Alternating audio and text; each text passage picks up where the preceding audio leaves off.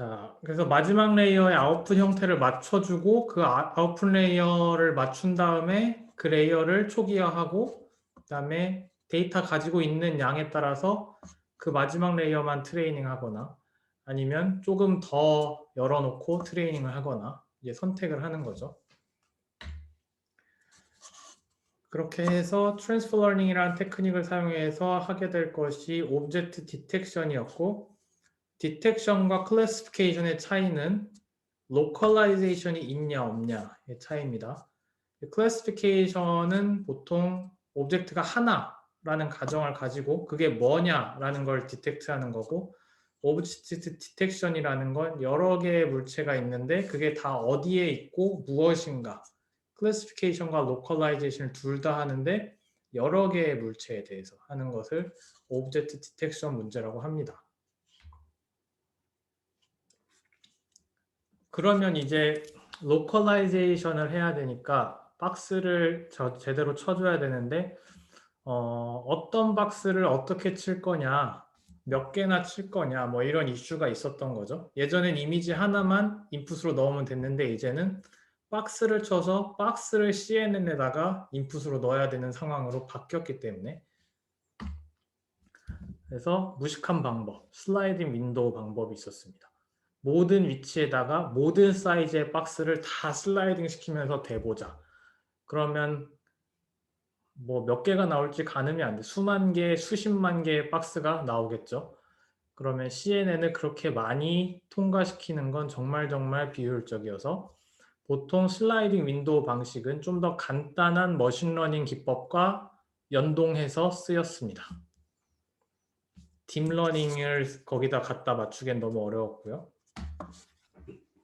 그래서 좀 더 스마트하게 박스를 치기 위해서 Selective Search라는 게 2013년도에 나왔고, 이것은 픽셀들 간의 관계를 고려해서 비슷한 놈들끼리 묶어주는 거였습니다. 그게 뭔지는 모르지만 일단 색깔 보고 묶어주는 거죠. 그래서 RCNN이라는 게 여기서 등장했습니다. RCNN 2014년도 바운딩 박스를 only 2000개만, 오직 2000개만 넣어줘서 이미지 하나 프로세싱 할 때 CNN에 2000개 넣습니다. 박스를. 그래서 이런 방식이 있었죠. 그렇게 한 다음에 CNN에 넣어야 되는데 CNN의 인풋은 하나의 사이즈만 고정돼 있을 텐데 제일 잘 돌아가는 사이즈 하나 있겠죠. 근데 박스 사이즈는 너무 중구난방이니까 그거를 억지로 맞췄다. 227 곱하기 227.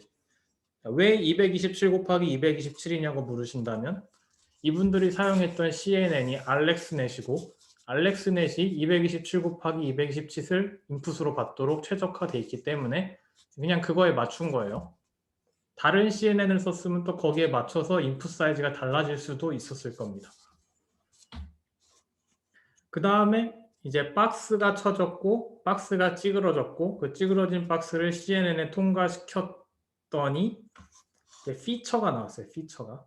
그 피처를 나올 때 알렉스넷 그대로 쓴 게 아니라 살짝 바꿨죠. 트랜스퍼 러닝으로 바꿨어요. 왜냐하면 알렉스넷은 이미지넷에 맞게 트레이닝 돼서 1000개의 클래스를 아웃풋으로 내도록 돼 있는데 지금 우리 디텍션 할 때 20개밖에 데이터셋이 없어요. 클래스가.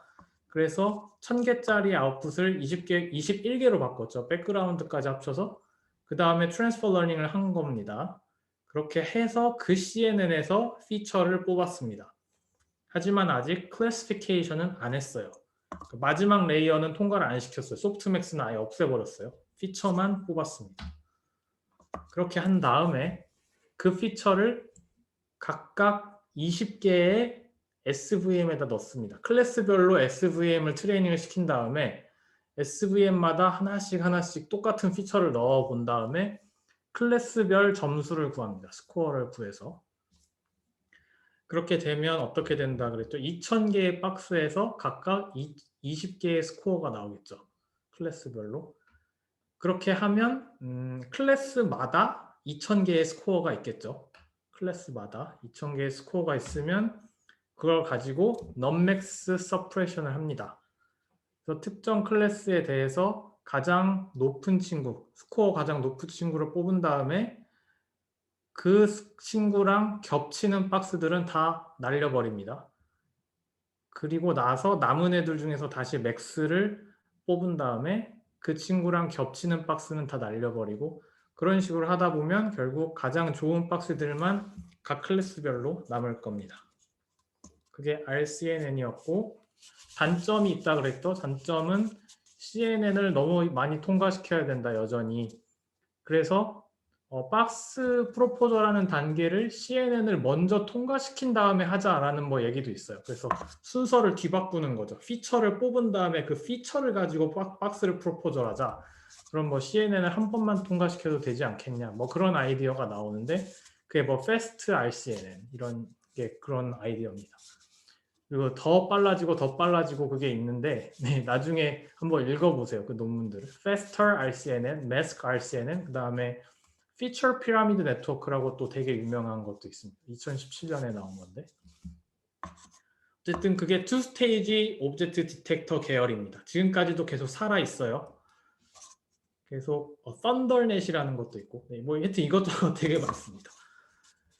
자, 그럼 오늘은 약간 패러다임을 바꿔서 자, 이거 슈퍼 슬로우한 거에 대한 반대 국부로 나온 게 있어요. 싱글 스테이지 오브젝트 디텍터를 오늘은 다루도록 하겠습니다. 더 근본적인 질문은 이미지를 한 번만 보고 한 번만 네트워크를 통과시켰는데 어떻게 되는지 어떻게 되는지 잘 모르겠지만 그 하나의 모듈이 한 번에 박스도 쳐주고 한 번에 그 박스가 뭔지도 알려준다. 그걸 한 번에 하자는 겁니다. 한 번에. 예전처럼 박스를 뽑고 그 박스를 CNN에 통과시키고 그런 게 아니라 그냥 CNN을 한 번만 통과시키는 와중에 모든 게 다 되게 만들 수는 없을까. 그런 게 이제 큰 아이디어입니다. 그래서 나온 게 YOLO라는 기법입니다. You only look once. 딱 그 이름을 보면 뭘 하겠다는 건지 알 수 있죠. 그래서 인사이트, RCNN을 보고 이 사람은 이렇게 생각합니다. 사실 사람은 이미지를 대충 보고 대충 어디에 뭐가 있는지 한 번에 아는데 그런 걸 좀 모방하는 게 좀 더 자연스러운 거 아닌가? 라는 생각을 하게 됩니다. 굳이 사람이 모든 박스를 여기저기 다 나눠가지고 그 박스마다 뭔지 알아보진 않지 않나? 라는 거죠. 실제 사람을 모방할 거면. 그래서 한 번 보고도 할 수 있을 거다라는 생각하에 이런저런 디자인을 해보는데 자, 그래서 박스를 프로세싱하는 게 아니라 이미지 전체를 한번 프로세싱하는 겁니다. CNN의 인풋이 박스가 아니라 이미지 전체입니다. 그리고 CNN 트레이닝 하나 시킵니다. CNN 트레이닝 하나를 시키는데 그것이 somehow 멀티플 오브젝트를 다 클래시피케이션하고 디텍션도 할 수 있어야 합니다. 그래서 뭐 이런 이미지를 딱 주면 이렇게 생긴 네트워크, 지금 26개 레이어죠. 이런 네트워크를 하나 통과시키면 그냥 한 방에 이게 떠야 된다. 박스랑 클래스가 한 번에 떠야 된다라는 겁니다. 어떻게 될지 궁금하죠? 봅시다. 이게 어떻게 가능한 것인지. 디텍션 플로우입니다. 디텍션 플로우. 어떤 식으로 디텍트 하는지 봅시다. 자, 일단 이게 인풋이에요. 인풋은 이렇게 생긴 이미지인데 욜로는 인풋을 S 곱하기 S 그리드로 나눕니다. 지금 같은 경우에는 하나, 둘, 셋, 넷, 7x 7이네요. 7x 7로 칸을 쪼갭니다. 일단 그게 하나 있고 그 다음에 각 그리드 셀, 지금 보면 그리드 셀이 49개 있는 거예요. S 곱하기 S니까 7 곱하기 7, 49개가 있는데 이 셀 하나마다 박스를 B개를 프로포즈 할 수 있는 권한을 줍니다. 하나마다 B개의 박스, 그럼 49 곱하기 B개의 박스가 여기저기 프로포즈가 되겠네요. 지금 이런 식으로 박스가 프로포즈가 된 겁니다. 그런데 이 박스들의 특징은 뭐냐면 이 B개의 박스는 박스의 중점이 이 그리드 셀에 위치해야 이 그리드 셀의 박스입니다. 이 그리드 셀의 박스는 얘가 프로포저란 B개의 박스는 모두 중점이 이 그리드 셀 안에 위치해 있습니다. 그러니까 그런 것만 이 그리드 셀의 박스로 인정하는 겁니다. 그리고 바운딩 박스 하나를 어떻게 나타내냐면 이렇게 5개로 나타냅니다. 박스를 프로포절 한 다음에 이런 5개의 정보를 주는데 여기 오른쪽에 있는 4개는 대충 이해가 가시죠? 중점일 거예요. bx, by. bx랑 by는 그 그리드 셀을 내에 위치해야 할 거고 그 안에 중점이 있어야 되니까 그 다음에 높이, 너비. 그래서 이 4개는 박스의 위치 정보고 맨 옆에 이게 있습니다. confidence level이라고 해서 오브젝트니스입니다. 오브젝트니스. 우리 그때 한 번 다뤘죠. 이 이미지 안에 오브젝트가 있을 확률. 있으면 1, 없으면 빵 이런 거였죠. 그래서 이걸 박스마다 줍니다. 박스마다 컨피던스 레벨을 줍니다. 그래서 컨피던스 레벨이 단지 여기선 조금 달라요. 여기선 단지 있다뿐만 아니라 있는 데다가 박스의 로케이션이 그 이미지를 제대로 포괄하고 있느냐 IOU 개념이 같이 들어갑니다. 그래서 valid 오브젝트가 있으면 1, 그리고 1 곱하기 실제 IOU를 2개를 곱하면 컨피던스 레벨이 됩니다. 그래서 오브젝트니스 곱하기 IOU가 컨피던스 레벨이 됩니다. 그러니까 오브젝트니스가 빵이면 그냥 얘는 그냥 날아가는 거죠. 알아서. 자, 그래서 오브젝트니스뿐만 아니라 로컬라이제이션의 정확도까지 이 컨피던스 레벨에선 같이 고려하고 있다라는 점 알아주시고요.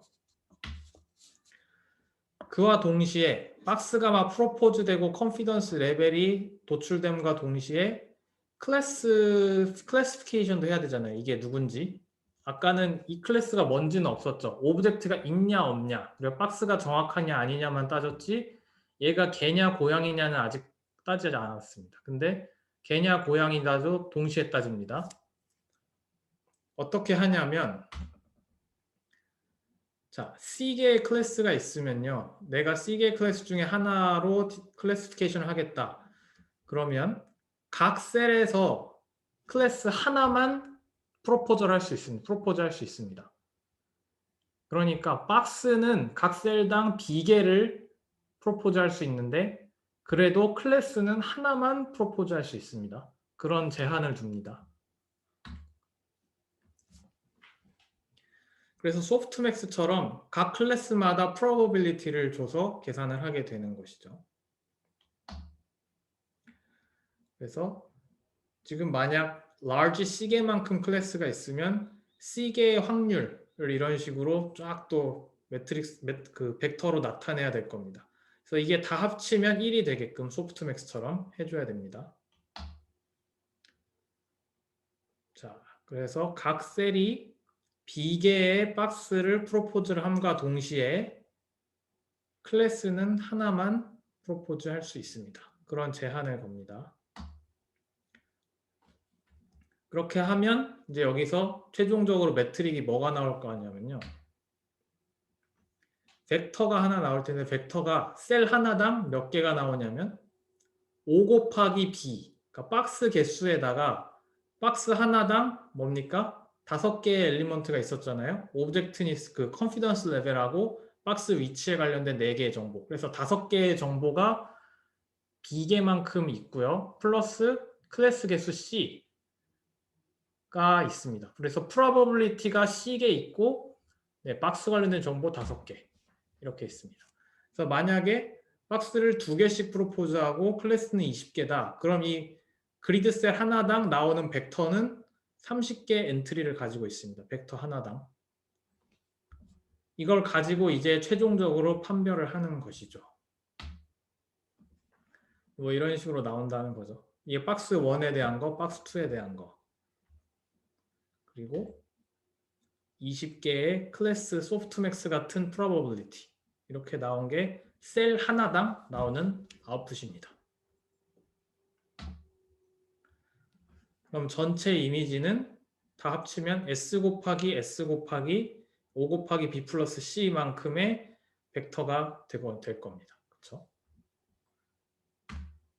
이런 식으로 생겼을 겁니다. 이 경우에는 7 곱하기 7이 이렇게 있고요. S 곱하기 S니까 이게 S가 7이니까 7 곱하기 7이 되고 그 다음에 저 위로 쫙 채널이 30개가 늘어져 있는 형국이 될 겁니다. 그래서 이걸 가지고 이제 최종적인 아웃풋을 내게 될 겁니다. 그래서 파이널 디텍션은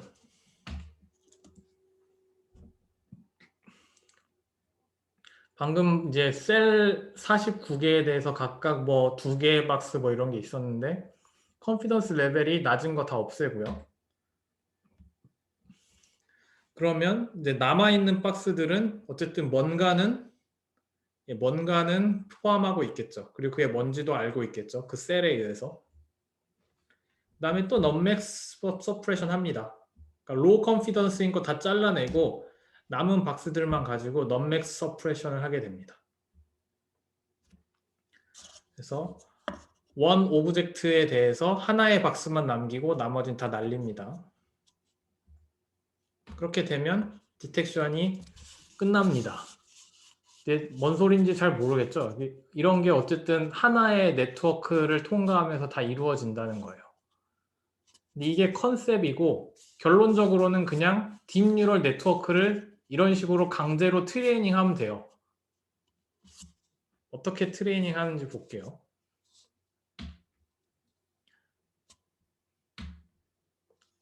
자, CNN을 하나 디자인을 이렇게 쫙 했습니다. CNN을 하나 디자인을 하고 여기에 이미지가 들어갑니다. 448 곱하기 448로 했네요. 상당히 고해상도로 했습니다. 예전보다는. 자, 이 CNN을 트레이닝 시키는데 전체 이미지가 하나 들어가고 박스가 들어가는 게 아니라는 점 다시 강조하고 그 다음에 마지막 레이어는 이런 식으로 7 곱하기 7 곱하기 30이 들어가게 됩니다.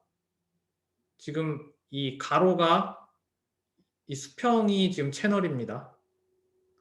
여기 지금 7 곱하기 7이 지금 하이트랑 위스고요.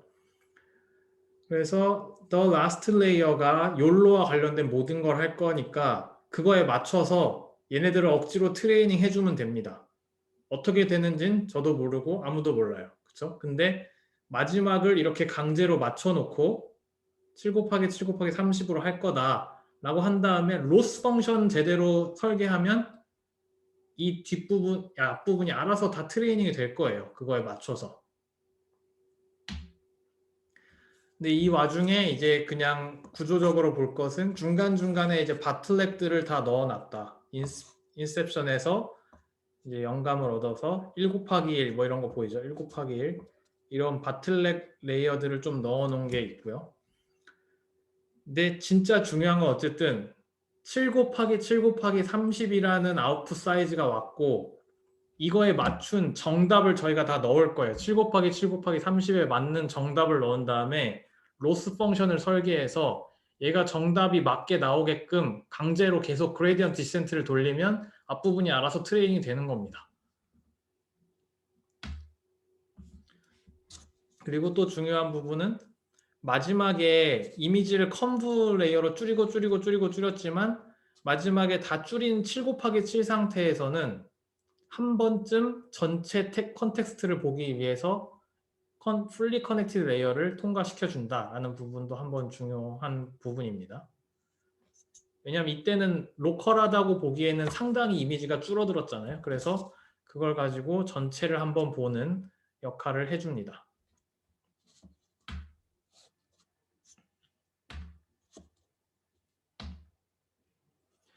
자, 트레이닝을 실제로 어떻게 했냐면 일단 클래시피케이션을 하기 위한 용도로 모델을 프리트레이닝 합니다.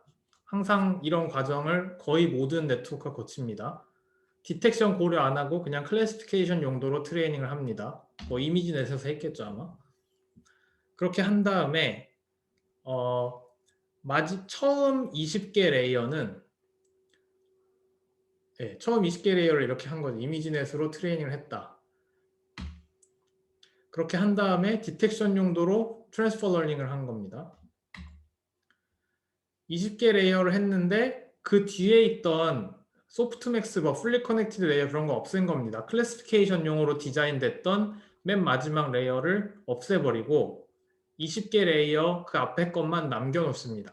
그 다음에 프리즈를 시켜요. 프리즈를 시키고 그 다음에 뒷부분에 좀 더 복잡한 일을 지금 하고 싶으니까 레이어를 하나만 넣은 게 아니라 4개의 컨브 레이어랑 2개의 덴스 레이어를 랜덤 웨이트로 해서 넣습니다. 그래서 이 6개 레이어를 트레이닝을 다시 하는 거죠, 지금. 그리고 되게 중요한 부분이 있는데 이 6개 레이어를 트레이닝 할 때 아까 그 클래시피케이션 트레이닝 할 때는 간단하게 뭐 클래시피케이션 로스 하면 될 거 아니에요? 어떤 클래스인지 소프트맥스로 맞추는 거. 근데 이번에는 트랜스퍼 러닝을 할 때 로스 펑션이 좀 특이할 것 같아요. 로컬라이제이션도 해줘야 되고 뭐 박스 개수도 생각해야 되고 여러 가지가 있을 거 아니에요? 그런 걸 생각해서 어떤 로스 펑션이냐? 멀티태스크 로스 펑션입니다. 로스 펑션 하나에 로컬라이제이션 로스도 포함돼야 되고 클래시피케이션 로스도 포함이 돼야 돼요. 그걸 동시에 뭔가 최적화하도록 해야 되기 때문에 펑션 하나에 여러 가지 역할이 다 들어가야 합니다. 이걸 디자인하는 게 좀 챌린징했겠죠.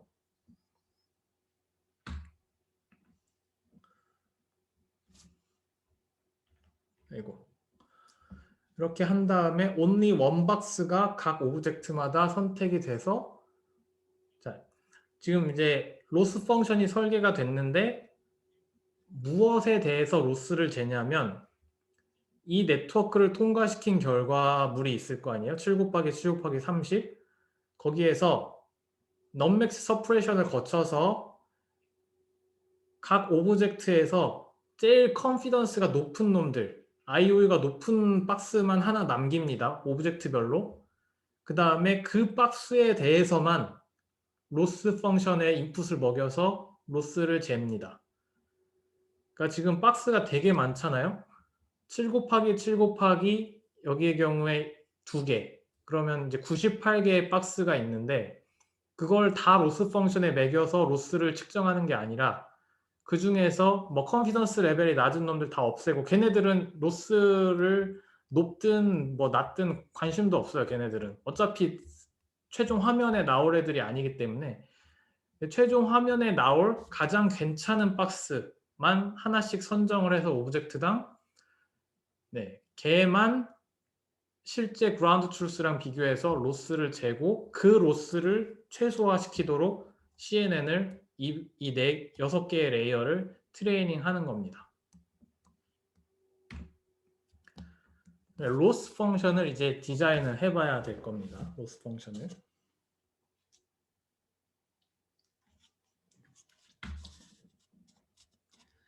강조를 하지만 우리는 하나의 모델을 트레이닝 합니다. 근데 그 하나의 모델이 여러 가지 태스크를 동시에 합니다. 그죠?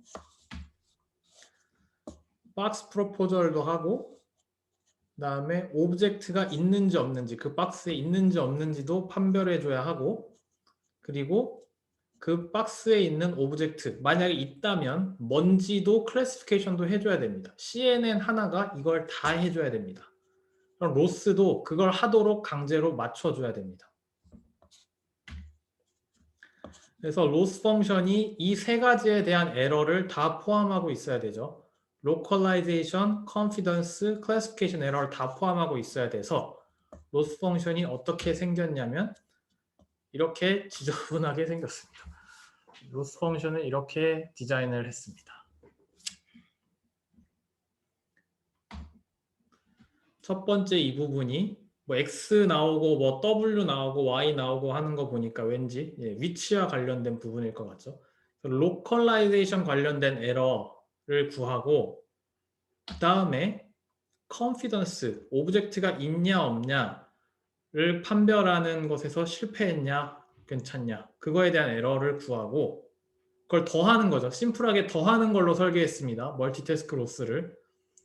그리고 마지막 오브젝트가 있다면 뭐냐를 이제 판별하는 부분을 또 더했습니다. 그래서 이 세 가지 로스를 그냥 단순히 덧셈으로 합쳐가지고 이걸 다 합친 로스가 최소화가 되도록 계속 그레디언트 디센트를 돌리면 마법처럼 이 세 가지를 다 잘하게 된다는 겁니다. CNN 하나가.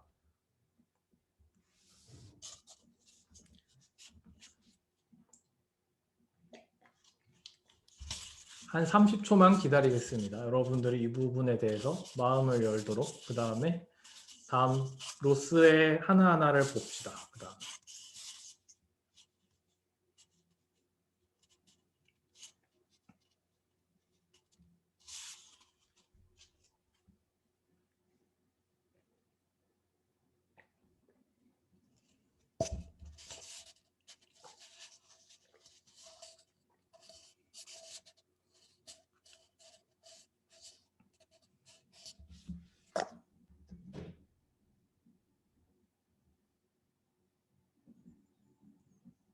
자, 로스의 첫 번째, 로컬라이제이션 로스를 어떻게 만들었는지 한번 볼게요. 자, 로컬라이제이션 로스의 두 가지가 있을 겁니다. 일단 센터 포인트가 정확하냐, bx, by였죠. 센터 포인트가 정확하냐. 그럼 여기에서 x는 내가 추정한 겁니다. x 햇은 정답이에요. 정답. 원래 그라운드 트루스 박스 위치. 그럼 내가 추정한 박스 위치. 그래서 센터 포인트들 간에 제곱한 다음에 뺀 다음에 제곱. 그다음에 y 엑시스도 뺀 다음에 제곱. 되게 심플하죠. 스퀘어에서 썸한 겁니다. 근데 여기서 이제 좀 특이한 게 이게 뭐 이상하게 생긴 게 있죠. 이상하게 생긴 게 있어요. 그래서 일단 위에 건 센터 포인트고 그 아래에는 또 위스와 하이트에 대한 것도 이런 식으로 합니다. 위스랑 하이트에 대한 것도 정답이랑 차이에다가 제곱을 해서 더한 거를 합니다. 일단 여기에 좀 이상하게 생긴 거 이게 뭐냐면 자, if 지금 전체 보면은 셀이 s제곱계잖아요. 그래서 i가 s제곱이에요. 0부터 s제곱까지 쭉 다 더하고 셀 하나당 박스가 라지 비계만큼 있으니까 이거 전체에 대해서 로스를 구하는 건데 근데 아까 말씀드린 게 있잖아요. 괜찮은 박스에 대해서만 로스 생각하고 나머지 구리구리한 박스들은 아웃 오브 컨선이라고 이상하게 생긴 1이라는 함수가 그 역할을 해줘요. 그래서 지금 i번째 셀에 있는 j번째 박스가 특정 오브젝트에 대해서 책임을 져야 되는 박스인가? 책임지는 박스면 1이고 책임지지 않는 박스면 빵이 되는 함수입니다. 뭐 대단한 함수는 아니죠. 어쨌든 이 박스가 특정 오브젝트에 대해서 책임져야 되는 박스인가? 실제 화면에 나타나야 되는 박스인가? 그런 박스가 아니라면 빵이 되면서 여기 뭐 뒤에 오차가 뭐든 전혀 상관 안 하는 거죠. 네. 전혀 관심 없습니다. 근데 여기에 1이 되면 이제 비로소 여기에 있는 오차를 계산하는 거죠. 그래서 responsible 한 거를 찾아내는 과정입니다. 그 다음에 조금 또 이상한 부분이 위에 그 센터 포인트는 그냥 차에다가 제곱을 해놓고 왜 위스랑 하이트는 이렇게 스퀘어 루트를 했습니까? 왜 루트를 씌워놨습니까? 라는 게 또 약간 다른 부분인데 약간 이런 생각을 해보셨어요, 이분들이. 자, 위스랑 하이트가 지금 왼쪽의 경우랑 오른쪽의 경우가 같아요. 위스랑 하이트의 에러는 같아요. 그런데 실제로 눈으로 보기에는 뭐가 더 심각합니까? 얘가 좀 더 심각하게 어긋나 있잖아요. 그죠? 근데 정확하게 위스 차이랑 하이트 차이는 같아요. 이 정도 차이 난 거거든요, 사실. 그런데 박스가 작아지면 실제 느껴지는 에러는 더 큰 겁니다. 얘는 좀 거의 비슷하게 예측한 것처럼 보이는데 얘는 좀 심각하게 달라지잖아요. 그러니까 IOU로 봐도 얘가 더 작을 거예요, 아마. 그죠? 그래서 이분들은 작은 박스에 대해서 더 심각하게 에러를 보고 싶은 겁니다. 근데 스퀘어 루트 하면 곡선이 어떻게 나옵니까? 0에서 1 사이에 이렇게 로그처럼 뜨죠. 스퀘어 루트 할 때. 그래서 더 작은 박스에 대해서는 부스팅 돼요. 에러가. 값이 더 커지는 거죠. 그런 효과를 보기 위해서 스퀘어 루트를 했습니다. 그리고 저번에 말씀드렸다시피 이미지의 좌표가 다 0에서 1 사이로 주어지잖아요. 그러니까 스퀘어 루트가 말이 되는 거예요. 우리가 다 노멀라이즈를 시켜서 0,0에서 1,1이고 그 사이에서만 좌표를 따진다고 했습니다. 그렇기 때문에 0과 1 사이의 값에서는 스퀘어 루트가 부스팅되는 효과가 나온 겁니다. 그래서 이런 식으로 머리를 쓴 겁니다. 하나하나. 그 다음에 또 여기에 이상한 상수가 또 포함이 되어 있네요. 상수가. 자, 상수가, 그러니까 여기에는 포함이 되어 있는데 여기엔 없어요. 예를 들어. 그죠? 여기엔 없어요. 여기엔 상수가 없이 1이죠. 1. 근데 얘만 람다 콜드라는 게 들어갔어요. 이 얘기는 이 로컬라이제이션에 해당하는 부분에 대한 가중치를 다른 부분하고 다르게 주겠다는 의도입니다. 이 람다가 커지면 다른 뭐 클래시피케이션 로스나 컨피던스 관련된 로스보다 이 박스 로컬라이제이션 된 에러를 더 크게 보겠죠. 그래서 얘 정확도에 상당히 민감하게 동작하게 되겠죠. 다른 부분보다. 그래서 가중치를 설정을 했는데 람다 콜드를 이 사람들은 5라고 설정했습니다. 클래시피케이션 에러보다 이 로컬라이제이션 에러를 5배 민감하게 보겠다. 네. 실제 이게 눈으로 확확 보이는 부분이어서 그런 것 같습니다. 로컬라이제이션을 제대로 하기가 되게 민감한 부분이어서 얘를 5배를 어쨌든 부스팅을 시켜줬습니다. 자, 그럼 로컬라이제이션은 끝났고 그 다음 부분이 컨피던스 관련된 거네요. 컨피던스 관련된 것도 두 개로 나눠져 있는데 여기 보면 요게 있네요.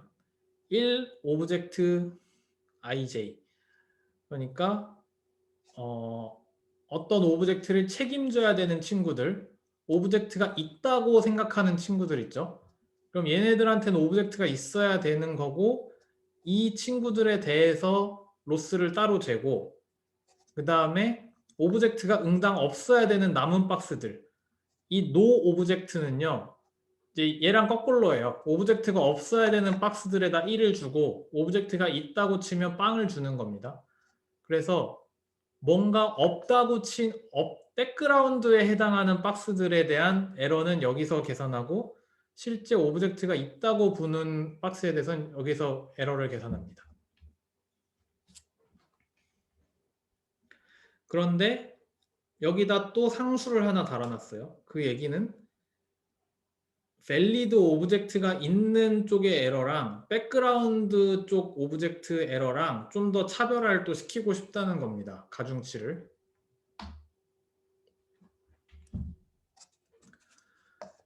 이렇게 해야 되는 이유는 이런 거죠. 저번에도 살짝 말씀드렸 것 같긴 한데 박스를 치다 보면 실제 오브젝트가 있도록 선택된 박스에 비해서 없는 박스가 훨씬 더 많습니다.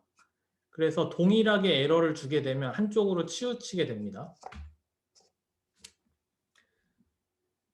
근데 우리가 지금 백그라운드 박스가 훨씬 더 많은데 우리의 목표는 백그라운드를 잘 디텍트하는 게 아니죠. 백그라운드로 디텍트된 박스들은 실제로 눈에 안 보이고 다 사라질 거잖아요. 근데 이제 샘플은 백그라운드 샘플이 현저하게 많아요. 그러다 보니 뭐 예를 들면 이런 거죠. 제가 9개의 백그라운드 이미지를 맞추고 그 다음에 하나의 오브젝트 이미지를 틀렸어요. 그럼 실제 보는 입장에서는 0% 애큐리시인데 이 로스 펑션을 그대로 트레이닝하면 90% 정확하다고 판별할 거예요. 그러면 뭔가 이상하죠. 그래서 트위킹을 했습니다. 여기다가 0.5를 곱했어요. 그래서 얘의 가중치를 좀 더 낮췄어요. 백그라운드가 워낙에 많으니까. 자, 그럼 마지막 클래시피케이션 관련된 텀입니다.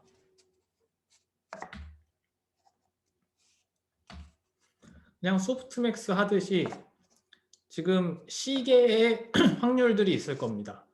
확률들이 있을 거고 여기 정답도 시계가 있겠죠. 근데 시계인데 사실상 뭐 시계 중에 하나만 1이고 나머지는 다 빵이고 뭐 이런 식으로 정답이 돼 있겠죠.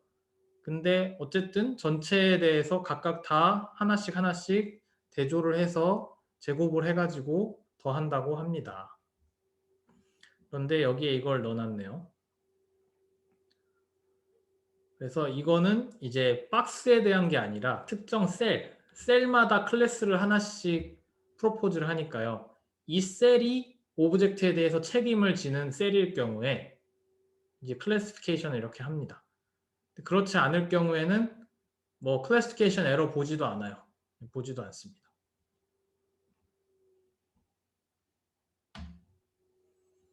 네. 그래서 셀이 오브젝트를 가지고 있는 경우에만 클래시피케이션 로스를 구한다. 는 점 기억해 주시기 바랍니다. 이게 이제 이 웍의 노블티라고 불리는 겁니다.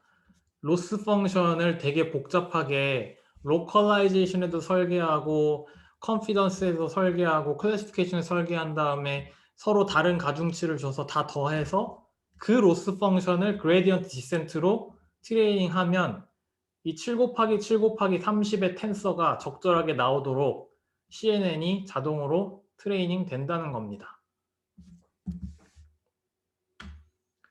성능이 이렇게 나와 있습니다. 딴 건 모르겠고 무지하게 빠릅니다. 네. FPS가 뭐냐면 프레임 per second예요. 한 초에 몇 개의 프레임을 처리할 수 있느냐? 1초에 45개의 프레임을 처리할 수 있습니다. RCNN이 40초에 하나의 프레임을 처리했던 거 기억하시나요? 그럼 FPS로 따지면 40분의 1입니다. 40분의 1. 근데 지금 그때랑 완전 차원이 달라졌죠. 1초에 45개. 네, 그럼 40초에 뭐 180개? 뭐 이렇게 180개가 아니죠. 1800개. 1800개를 처리할 수 있는 거죠. RCNN보다 1800배 빠르네요. 그런 연유로 해서 이 욜로가 무지하게 뜰 수밖에 없었습니다. 뜰 수밖에 없었습니다. 근데 이제 MAP가 이제 정확도인데요. 정확도는 예를 들면 Fast RCNN 이런 거보다 조금씩 안 좋았어요. 그래서 정확도를 좀 훼손하면서 대신 엄청 빠릅니다. Fast RCNN을 개선했음에도 불구하고 FPS는 0.5예요. 그래서 네, 이런 것 때문에 상당히 큰 관심을 받았습니다. A bit less accurate but much faster 이런 거죠. 그리고 나서 이 사람들이 이제 자기네들의 장점이라고 하면서 이제 더 얘기한 게 뭐냐면 기억하실지 모르겠지만 저번 시간에는 다 박스 내에다가 오브젝트를 꽉 채운 이미지를 가지고 트레이닝을 시켰잖아요. 박스를 프로포즈 해야 되니까. 그런데 얘네는 그 박스를 잘라서 트레이닝 시킨 게 아니라 전체 이미지를 트레이닝 시켰기 때문에 배경도 어느 정도 고려한다는 거예요. 그래서 자기네들이 일반 이미지넷이랑 복 데이터셋 가지고 트레이닝을 했는데 그 다음에 이런 미술 작품에 대해서도 적용을 해본 거예요. 근데 미술 작품은 일단 배경이 다 다르잖아요. 실제 사진이 아니잖아요. 배경이 다 이상하게 다른 것들인데 거기서도 한번 시도를 해본 겁니다. 그랬더니 이제 자기네들이 정확도가 RCNN에 비교해서 훨씬 더 좋다. 그러니까 자기네는 조금 더 뒷배경이 달라지는 이미지에 적용해도 되게 강인하게 동작한다를 어필한 겁니다. 이 사람들의 사실 전략이죠. 논문이 억셉이 돼야 되겠는데 자기네들이 속도를 주장할 수는 있는데 여기서 좀 애큐러시가 딸리니까 삥 돌아서 우리는 미술 작품에서는 애큐러시가 심지어 좋다라고 머리를 썼을 것 같습니다. 그죠? 그래서 어필이 잘 돼서 억셉이 됐죠.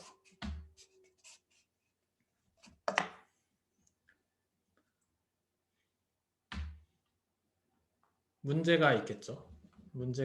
여전히. 자, 욜로의 에러를 분석해 보면 대부분의 상당히 큰 에러가 로컬라이제이션 에러 쪽에 있습니다. 박스가 덜 정확하다는 거예요. 그래서 이거를 어떻게 해볼까? 일단 MAP가 Fast RCNN보다 딸리죠. Correct가 이제 65.5%밖에 안 되고, 그럼 에러들 중에서 뭐가 에러냐면 로컬라이제이션 에러인데, 얘가 왜 그러냐면 욜로는 어떻게 박스를 칠지 몰라요. 처음 네트워크 트레이닝 할 때.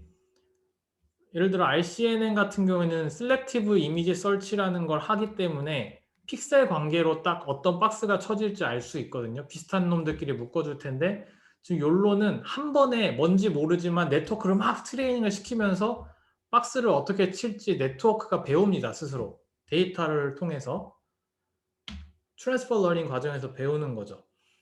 그래서 만약에 새로운 오브젝트, 내가 지금까지 보지 않았던 새로운 종류의 오브젝트가 있거나 아니면 내가 쳐보지 않았던 박스 사이즈, 나는 예를 들어 정사각형 박스만 계속 트레이닝 데이터에서 봐왔는데 약간 길쭉한 오브젝트가 들어왔어요. 그러면은 난 그런 종류의 박스는 트레이닝 데이터에서 본 적이 없어. 그럼 그런 박스를 쳐주기가 힘들어요. 자기가 배우지 않았기 때문에. 그래서 새로운 오브젝트 혹은 뭐 unusual aspect ratio가 있으면 박스를 잘 쳐주지 못합니다. 근데 selective image search하면 뭐 내가 예전에 봤던 안 봤던 그냥 픽셀들끼리 비슷한 놈들끼리 이어져 있는데 그게 하필 뭐 길쭉하다. 그럼 박스 쳐주겠죠, 알아서. 그래서 그게 다릅니다. 그리고 웨이트랑 하이트 에러를 스퀘어 루트로 좀 해서 작은 박스에 대해서 뻥튀기를 하긴 했지만 여전히 좀 이걸로는 부정확하다라는 결과가 나온 거죠. 나름 노력은 했지만 그래도 여전히 작은 박스에 대해서 에러가 있다는 겁니다. 그리고 셀 하나당 클래스 하나밖에 못 가지잖아요. 그럼 예를 들면 뭐 flock birds, 새떼들이 막 간다. 그럼 박스 셀 하나에 새들이 막 여러 마리가 있어요. 예를 들면 그거 디텍트 못 하겠죠. 하나밖에 프로포즈 못 하니까. 예, 그렇게 해서 욜로는 이러한 단점이 있었습니다. 그래서 가만히 있진 않았을 것 같고 욜로 버전 2가 나옵니다. CVPR 2017년도에. 그리고 욜로 버전 3가 또 나옵니다. 2018년에. 그래서 속도도 향상하고 정확도도 상당히 많이 향상됐어요. 그래서 이분들이 스타트업을 차렸죠. xnor.ai라는 스타트업을 차렸습니다. 그리고 그 스타트업이 잘 됐죠. 잘 돼서 작년에 애플한테 팔렸습니다. 그래서 이분들은 딱히 경제적인 어려움을 받고 있지 않겠죠, 지금. 그래서 이 욜로 쪽이 되게 하여튼 각광을 받았고 스타트업도 나왔고 뭐 테드 톡에도 나와서 톡도 했고요. 네, 그런 분들입니다.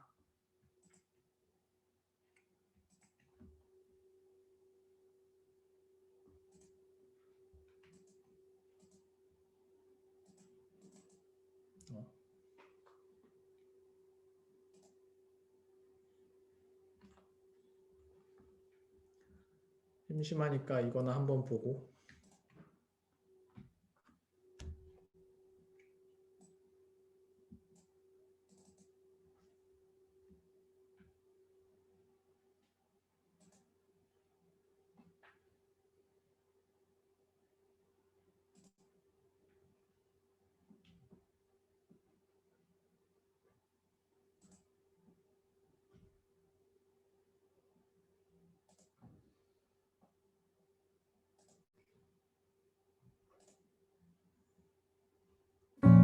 We've seen tremendous progress in AI over the last decade or so.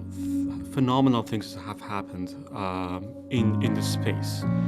But there's a reason we don't see AI in our everyday life. Why is that? To me, the main reason is the cloud dependency. Just think about how much power we're consuming on running traditional AI algorithm in the cloud. For every device that's processing an algorithm, that's drawing energy from a data center, which when you think about the number of algorithms and the number of devices, the impact on our carbon footprint is just enormous. So we have to think about a way to make this whole sort of big network of devices be scalable. What we have achieved today is an edge AI solution that is just within the power budget of a very small solar cell.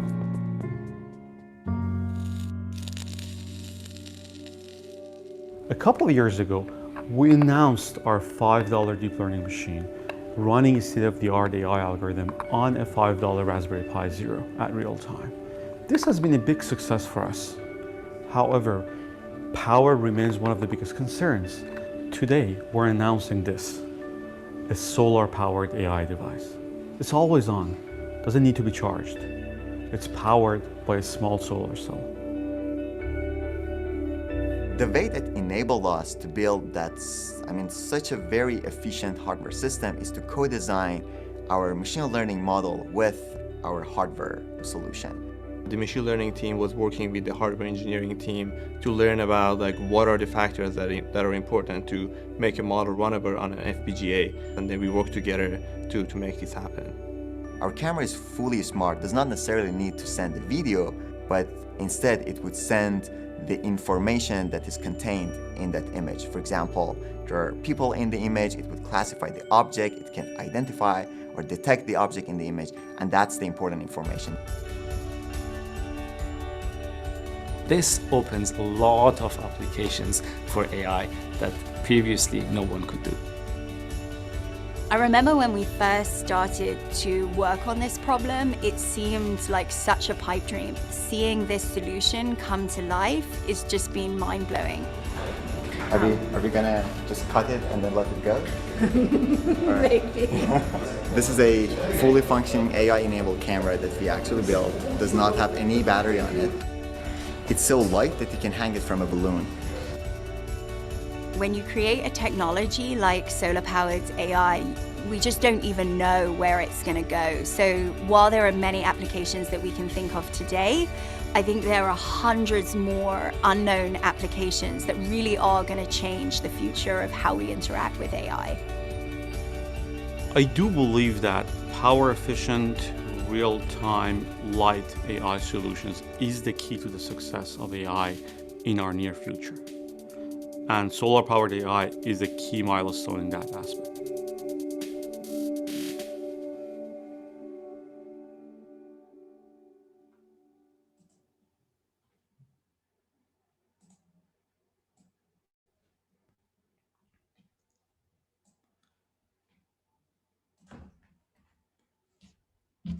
네.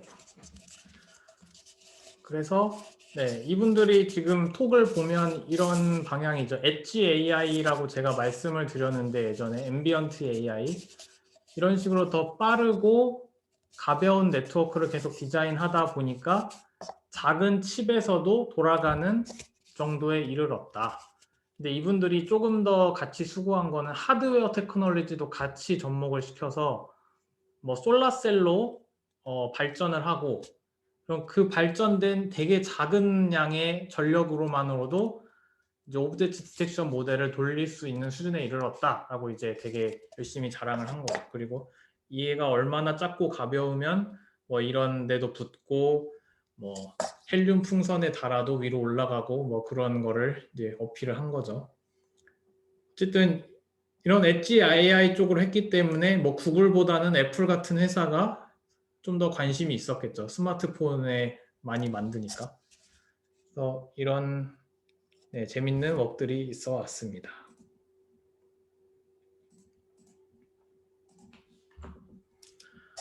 자, 근데 욜로가 어쨌든 뭐 단점은 있었으니까 그거에 대해서 조금 더 개선한 웍이 나왔어요. 그거에 대해서 말씀을 드릴게요.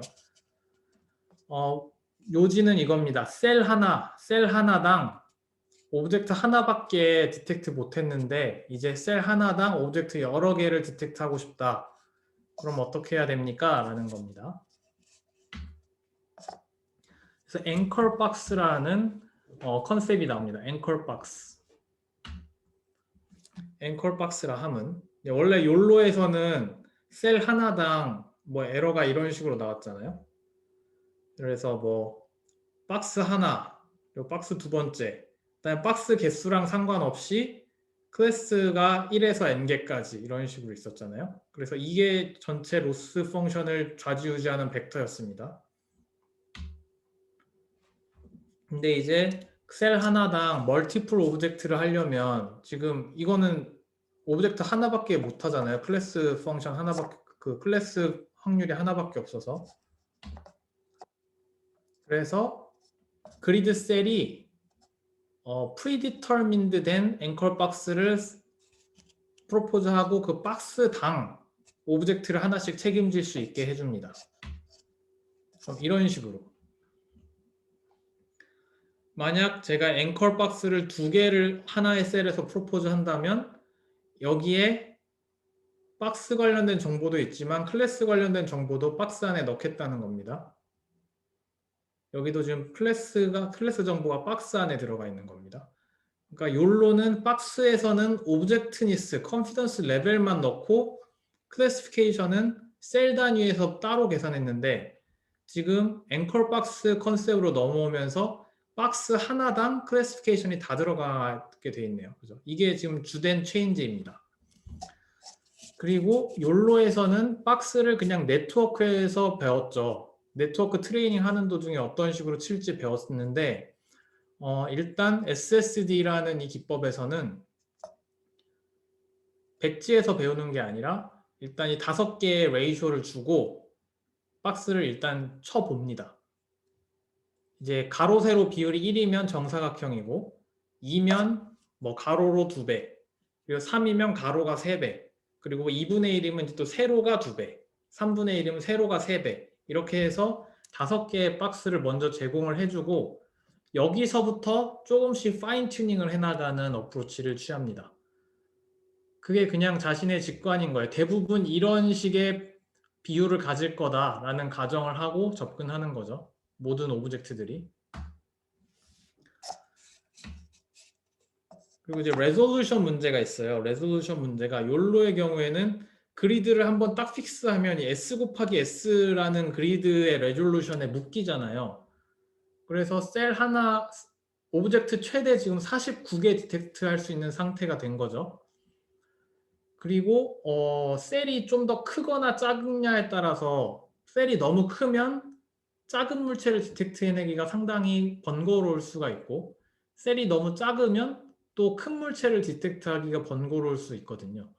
그런 이제 단점이 있는데 SSD라 함은 그리드 셀을 상당히 다양하게 쪼갭니다. 예를 들면 이 같은 이미지인데 8 곱하기 8로 쪼개기도 하고 4 곱하기 4로 쪼개지기도 합니다. 그럼 이제 직관이 뭡니까? 이런 고양이처럼 작은 친구들은 8 곱하기 8로 쪼갰을 때 이 1 곱하기 1, 뭐 지금 이게 5개의 프리디터민드 앵커 박스거든요. 여기에 잡히는 거예요. 8 곱하기 8에서. 그런데 이 정도 규모에서 이 개는 안 잡히잖아요. 박스가 훨씬 더 커야 되지 않습니까? 지금 이 5개밖에 박스를 안 치니까. 그런데 레졸루션을 4 곱하기 4로 바꾸는 순간 이 5개 박스에 걸립니다. 이 강아지가. 그렇게 해서 앵커 박스가 5개밖에 프리디터민드 레이쇼로 제공 안 된다. 이게 좀 단점 중에 하나일 수 있는데 그걸 어떻게 커버하냐면 레졸루션을 다양하게 하면서 다 이 앵커 박스를 하다 보면 거의 다 걸린다는 겁니다. 그러니까 욜로 같이 S 곱하기 S로 고정시킨 다음에 이런 프리디터민드 레이쇼로 앵커 박스를 제한하면 성능이 무지하게 안 좋아질 거예요. 그런데 지금 SSD에서는 프리디터민드 레이쇼를 가져가지만 피처 맵의 레졸루션을 다양하게 해서 다양하게 박스를 프로포즈할 수 있기 때문에 괜찮습니다. 그래서 various grade size, 그 다음에 local anchor boxes, 이것도 다르죠. 로컬 앵커 박스입니다. 글로벌 박스가 아닙니다. 욜로 같은 경우에 이미지 전체를 고려해가지고 박스를 쳤는데 얘는 이 9개 셀에 국한되도록 박스를 치게 됩니다. 그리고 이제 지금 조금씩 파인 튜닝을 한다, 박스들을. 이런 이제 어프로치입니다. 아키텍처는 어떻게 구성되냐면, 자, 아래가 욜로고 위가 SSD입니다. 자, 욜로가 전체 이미지를 본다고 이제 욕심을 부렸죠. 셀은 작지만 난 항상 그 작은 셀에서 박스를 프로포즈 할 때도 전체 이미지를 보고 하겠다라고 했었죠. 그래서 풀리 커넥티드 레이어로 한번 뒤섞었습니다. 그게 있었죠. 그 다음에 셀이 레졸루션이 픽스돼 있었죠. 7 곱하기 7로. 이거를 다양화할 수가 없었습니다. 또 단점이 뭐냐면 셀 하나당 오브젝트 하나씩만 프로포즈 할 수 있어요. 그리고 일단 박스 2개라면 일단 넌맥스 서프레이션 거치기 전에 기껏 해봐야 98개를 이제 프로포즈 할 수가 있었습니다. 그래서 박스 98개. 그래서 이런 세 가지 단점이 있었던 거예요. 풀리 커넥티드 레이어, 이게 뭐가 문제냐면 풀리 커넥티드 레이어는 되게 비싼 레이어예요. 프로세싱 할 때. 그래서 여기서 속도를 많이 잡아먹을 수 있습니다. 그래서 얘를 없앨 수 있으면 더 빨라지겠죠, 사실. 자, SSD는 일단 보시면 풀리 커넥티드 레이어가 없어요. 왜냐하면 로컬 박스만 고려하도록 했거든요.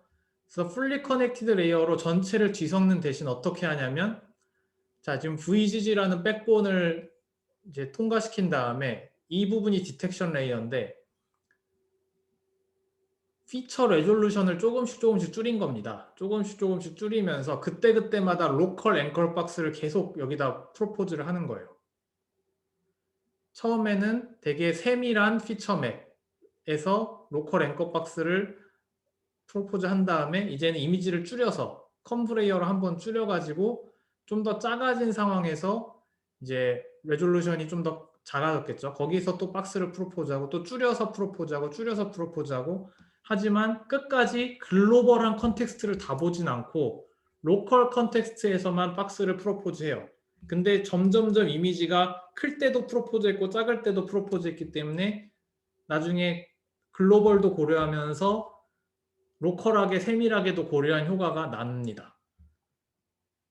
그리고 각각마다 프로포즈를 했기 때문에 지금 뭡니까? 박스가 무지하게 많아요. 8732개. 무지하게 많은 박스를 놓고 거기에서 이제 최종 결과를 냅니다.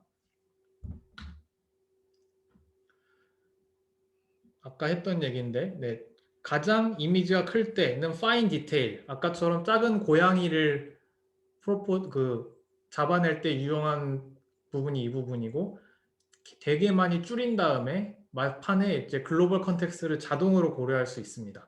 풀리 커넥티드 레이어 통과 안 시켜도. 그럼 여기에서 강아지 같이 큰 놈을 잡을 수 있죠. 그리고 앵커 박스가 셀마다 5개씩 주잖아요. 그런데 지금 보면 각각 레졸루션마다 또 다양한 피처 개수들이 있겠죠. 그럼 이거 다 곱하면 무지하게 많습니다. 8732개를 하는데 풀리 커넥티드 레이어를 통과 안 하고 하니까 상당히 빨라요, 사실. FPS가 심지어 더 높습니다. 59. 욜로는 45. 그리고 레졸루션도 더 낮게 해도 된다. 낮게 해도 심지어 MAP도 높아요. 자, 이런 마법 같은 결과들이 일어났습니다. 다시 한번 설명을 드리면 가장 있음직한 박스 레이쇼 5개를 로컬하게 제한을 했습니다. 로컬하게 제한을 했고 그렇기 때문에 풀리 커넥티드 레이어가 필요 없어요. 그런데 로컬하게 제한함과 동시에 계속 피처 맵의 레졸루션을 줄여가면서 그때그때마다 박스를 계속 뽑아줬어요. 그래서 처음에 줄이기 전에 뽑았던 박스는 되게 로컬하고 세밀한 역할을 해주고 세밀한 걸 판별하는 역할을 해주고 줄이고 난 다음에 뽑은 박스는 글로벌 컨텍스트를 고려해주는 역할을 합니다. 그래서 두 마리 토끼를 다 잡았어요. 글로벌도 잡고 로컬하게 세밀한 것도 잡고 욜로는 그게 안 됐어요. 그리고 그 피처 맵을 줄여가면서 5개씩 각 셀마다 다 프로포즈 하니까 박스 수도 엄청나게 많아졌다라는 겁니다. 근데 그 박스 수를 그때그때 런한 게 아니라 프리디터민드 했기 때문에 앵컬 박스를 처음에 제한하는 것도 상당히 편하게 제한을 하게 되겠죠. 자, 그럼 이것도 로스 펑션이 있을 거예요. 로스 펑션이. 욜로랑 거의 비슷합니다. 로컬라이제이션도 하고 뭐 클래시피케이션도 하고 동시에 하니까 철학은 거의 비슷하고요.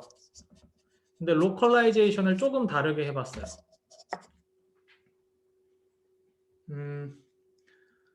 보면 이제 센터 포인트들 간의 차이를 이제 G가 그라운드 트루스고 여기 왼쪽에 있는 게 실제 추정한 거거든요. 근데 뭐 이상한 게 붙었네요. 뭐 이거를 어떻게 했냐면 실제 내가 친 박스의 위스나 하이트를 고려해서 비율로 하겠다는 겁니다. 그렇게 해야 좀 더 정확하게 되겠다. 예를 들면 저번에 아까 했던 얘기랑 비슷한 건데 작은 박스에 대해서는 에러를 부스팅하고 싶잖아요. 그러니까 지금 위스가 작게 되면 뭡니까? 위스가 작게 되면 똑같이 센터 포인트 간의 에러가 있어도 이 에러가 더 크게 보이겠네요. 그죠? 여기도 뭐 더 크게 보일 거고 여기도 더 크게 보일 거고 크게 보일 거고 네. 그렇게 돼서 네, 작은 박스에 대해서는 에러가 좀 더 커지는 효과를 여기서 봅니다. 비율을 계산해서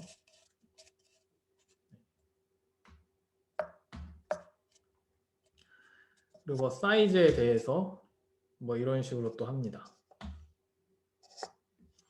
근데 사이즈를 계산할 때는 뭘 하냐면 로그 함수를 또 넣어줘요. 뭐 스퀘어 루트 하는 거랑 좀 뭐 비슷한 느낌이죠. 로그도 이렇게 기울어져 있으니까. 그래서 네, 작은 기준에 대해서 좀 더 로그를 함수를 해서 부스팅을 해줍니다. 그리고 이제 스무스 펑션인데 스무스 펑션도 이제 좀 비슷한 얘기 같은데 봅시다.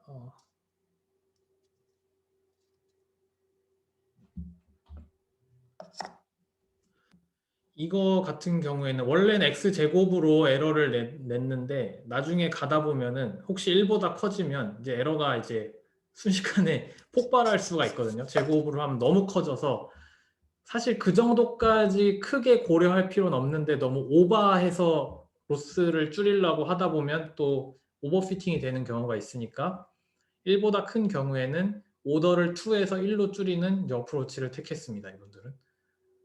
에러가 너무 익스플로딩 하지 않기 위해서. 그래서 이 세 가지 컨셉을 가지고 욜로 펑션보다 조금 더 임프루브, 뭐 이게 실제 임프루브가 되는지는 모르겠는데 성능이 좋으면 임프루브 된 거죠. 이런저런 걸 시도를 해본 거죠. 스퀘어 루트 대신에 로그, 그다음에 또 비율 따지고 이런 거를 해서 로스 펑션을 바꿨습니다.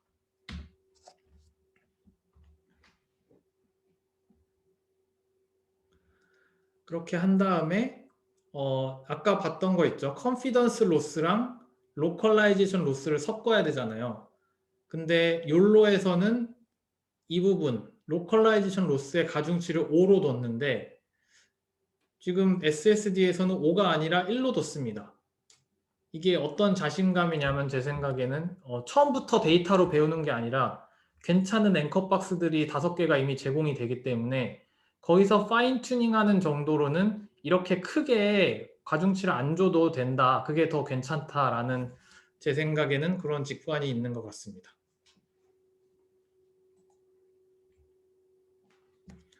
그래서 5로 할 때는 바운딩 박스를 폼 스크래치해서 해야 되는데 SSD는 그냥 어저스트만 하면 되니까 괜찮다라는 겁니다. 어저스트 하는데 만약 여기다 5를 넣으면 원래 그런 거 있잖아요. 러닝 레이트 할 때 기억나시죠? 처음에는 러닝 레이트를 크게 해서 확 줄여야 되는데 파인 튜닝 단계에 가면 러닝 레이트를 줄여야 좋습니다.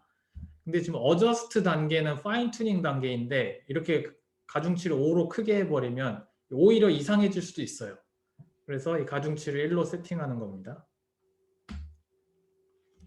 자, SSD 뭐 좋긴 한데 여전히 이런저런 극복할 점들이 있어서 뭐 레티나넷이라는 것도 나왔고 또 약간 지금 백본 네트워크가 일단 VGG잖아요. 그거 되게 옛날 거잖아요. 2015년에 나온 거. 그럼 백본 네트워크도 바꿀 여지가 있을 거고 그다음에 디텍션 하는 부분도 이제 조금씩 바꿀 여지가 있어요. 지금 보면은 계속 어떤 식이냐면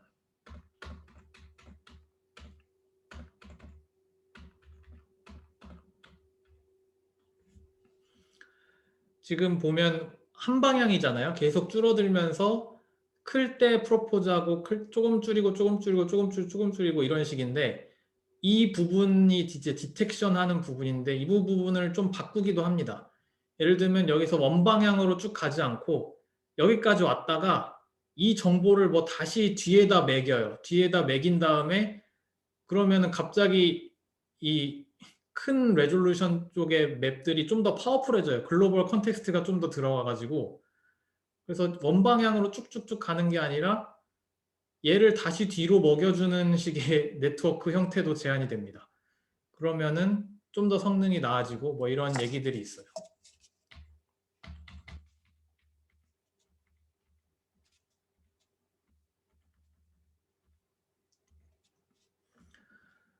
그래서 레티나넷이 있고 그다음 필리넷은 이제 백본 네트워크를 좀 더 바꾼 부분이 있어요. 인셉션 같은 컨셉을 고려해서 여러 개의 모듈을 동시에 처리하는 네트워크를 좀 만드는 경우가 있고 또 efficient net에 대해서 제가 저번에 말씀드렸는데 efficient net 2019년에 나온 논문인데 CNN을 구조를 되게 그 경량화된 CNN 구조를 Neural Architecture Search라는 약간 노가다성 서치로 찾은 거거든요. 그것도 구글에서 낸 논문일 텐데. 그래서 그 efficient net을 기반으로 디텍션을 또 합니다. 그 efficient det입니다. 그래서 작년에 논문이 나왔고 이게 현재 성능이 거의 상당히 괜찮을 거예요. efficient net과 그거에 대한 디텍션 네트워크를 같이 결합한 efficient det. 그래서 작년 논문입니다. 상당히 최신이죠. 텐서플로우에 올라와 있을 거예요 아마. 그래서 이런 식으로 계속 발전을 해왔고 현재 상태는 2스테이지 디텍터냐 1스테이지 디텍터냐 정답이 나와 있지는 않습니다. 네. 여전히 두 노선이 같이 가고 있습니다. 2스테이지 디텍터도 상당히 빨라졌어요 요즘에. 그래서 계속 왔다 갔다 합니다. 서머리. 자, 오브젝트 디텍션은 멀티플 오브젝트에 대해서 클래시피케이션과 로컬라이즈를 하는 건데 박스도 프로포즈를 해야 되고 IOU도 재야 되고 non-max suppression이라는 개념이 있었습니다. 클래시피케이션에선 없었죠 이런 게. 슬라이딩 윈도우로 해보는 게 있었죠. 근데 너무 느렸죠. RCNN을 했습니다. RCNN은 박스 개수가 2000개로 줄였는데 여전히 느렸습니다. 40초에 하나. 그래서 욜로가 등장했죠. 욜로 98개 박스를 프로포즈했고 CNN 한 번만 돌려서 빨랐다. 근데 애큐러시가 좀 떨어졌습니다. 특히 박스 치는 부분에서. SSD가 그걸 좀 개선했습니다. 상당히 많은 수의 박스를 프로포즈 했는데 fully connected 레이어를 없앰으로써 이제 속도가 상당히 빨라졌고 그래서 fast 하면서도 accurate해졌다는 겁니다. 오브젝트 디텍션은 오늘 여기까지 할 텐데요. 추후에 관심이 있으시면 오브젝트만 디텍트하지 않습니다. 텍스트도 디텍트합니다. 요즘에는. 뭐 이런 것들이 있어요. FATS라고 해서 2018년에 나온 건데 자, 그림을 바탕으로 텍스트가 있는 박스들을 추립니다. 텍스트가 있는 박스들을 추려서 그 박스에 무슨 글자가 있는지 디텍트를 해줍니다. 그래서 원래 이런 종류의 네트워크가 예전에 2스테이지로 또 이루어져 있었어요. 텍스트가 있는 박스를 찾는 단계, 그 다음에 그 박스에서 텍스트를 찾는 단계. 그래서 두 가지 스테이지가 있었는데 이 파츠라는 친구가 원 스테이지로 바꿨습니다. 이걸. 그래서 되게 인기가 많았던 논문입니다. 이것도 파츠. 이런 게 이제 스마트폰에서 이제 저희가 뭐 어떤 학생이 관심 있어서 하고 있는데, 예를 들면 손글씨로 뭘 써놨는데 그거를 자동으로 스마트폰 화면을 비추면 뭐 그 메모로 인지를 해가지고 특정 앱에다가 넣어가지고 뭐 손글씨로 한 거를 뭐 메모 앱하고 연동을 시키겠다, 뭐 이런 식의 얘기들을 하고 계신 분이 있습니다. 현재. 그리고 이제 이런 식의 네트워크 중에 단점이 하나 있었는데, 아치 형태로 된 거는 인지를 못한다는 거예요. 직사각형 형태로 되어 있는 텍스트는 인지하는데 아치같이 가면 되게 인지를 못해서 크래프트라는 걸 이제 네이버에서 재작년에 논문을 썼습니다. 텍스트 하나하나를 디텍트한 다음에 그걸 연결시켜가지고 하나하나 디텍트한 다음에 연계하면 아치든 뭐 그래서 그런 좀 더 복잡해 보이는 네트워크도 설계를 했습니다. 그래서 뭐 여러분들이 혹시 프로젝트 할 때 좀 이런 류의 걸 하고 싶다, 텍스트를 디텍트하고 싶다, 그러면 한 번쯤 참고해 볼 만한 논문인 것 같습니다. 네, 그럼 오늘은 여기까지 하면 될 것 같네요. 질문 있으시면 하면 될 것 같고요.